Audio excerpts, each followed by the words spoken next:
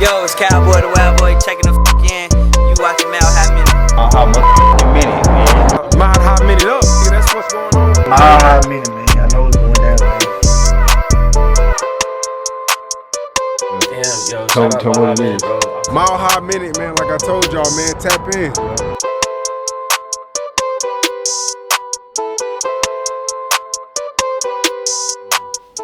So growing up, what year would you say you started like rapping?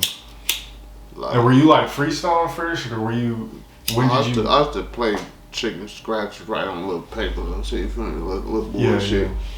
My father and his twin was DJs. You feel me? Mm-hmm. So we used to have like this big ass DJ equipment in our front room, living room, with turntables and shit on it. And he had a mic on it. You know how they DJ at the party, they could talk on the mic. Yeah.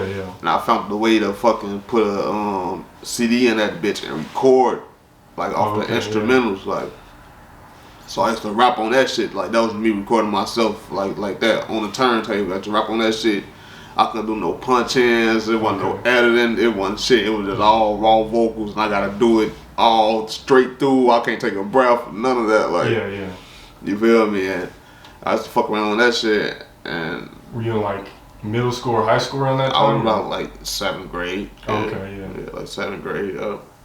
And when did you start like taking it serious and like actually recording and like posting music and stuff like that? 2012. Okay. Yeah. So that's about the same time that like Chicago really started to pop up. Busting. Yeah, that's when the drill era really started. You feel me? Like, yeah.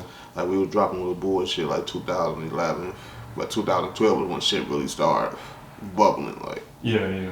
When do you think back in that day, or actually before like the drill scene started popping off, was like Chicago really making noise with music and rap music in particular? I know like you had your Kanye's and shit, but with the underground scene, was it really popping at all yet or anything like that? Or?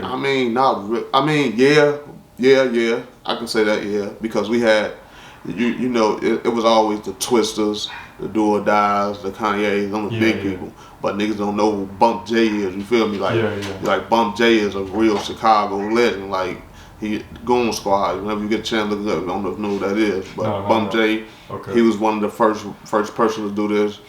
Pac-Man, the dude from Drill City. Pac-Man sounds familiar. You feel me? From Drill City, that's King Louie and them people. Okay. King Louie was out doing this shit. This dude named King Samson, you feel me? Like, you feel me? It was a lot of shit going on back then, like people wouldn't know about back then. So it all in. I'm capping LEP Bogus Boys. Okay. LEP Bogus Boys. These niggas had this whole Chicago on lock. Everybody came through that had songs. You had to lock in with them, like.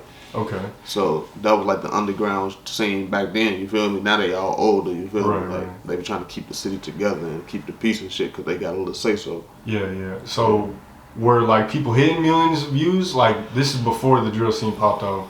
Like how many views on average were people getting? Like shit, we weren't doing shit. We like probably maybe 20,000. You feel me? Just the block. You feel me? The neighborhood numbers. You feel me? Right. That's it. But then when the dissing started happening, that's when the millions started happening. Okay.